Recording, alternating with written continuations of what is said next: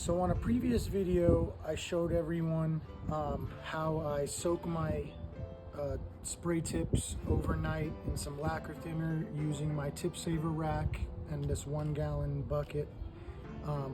So today I'm going to be cleaning the tips and then spraying water with Pretty Boy paint cleaner through my spray tips to ensure that they're completely clean and ready for use the next time. So before I do that, however, I want to neutralize the tips from the lacquer thinner. So I want to dump the lacquer thinner out of this container into this 5 gallon container, which I've been pouring lacquer thinner back into. These buckets are pretty cool. You can get them at Home Depot. They come with this nifty little lid that definitely helps for pouring.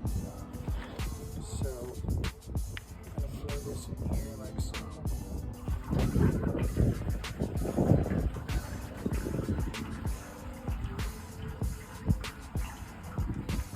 The reason I do this is, for one, you don't want to just dump lacquer thinner anywhere.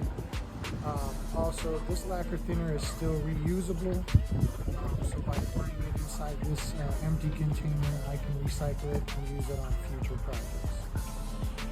So once I've got all the lacquer thinner out of there, I pretty much want to remove this lid, and then I'm going to take the entire rack. As you can see, the paint's just coming off of it. However, it's still got lacquer thinner on everything, and I want to neutralize it by putting it in water that has a Pretty Boy paint cleaner, which is eco-friendly. I'm going to let that soak for about 15 to 20 minutes, and then I'm going to clean these housings, tips, and I'll show you how we do that.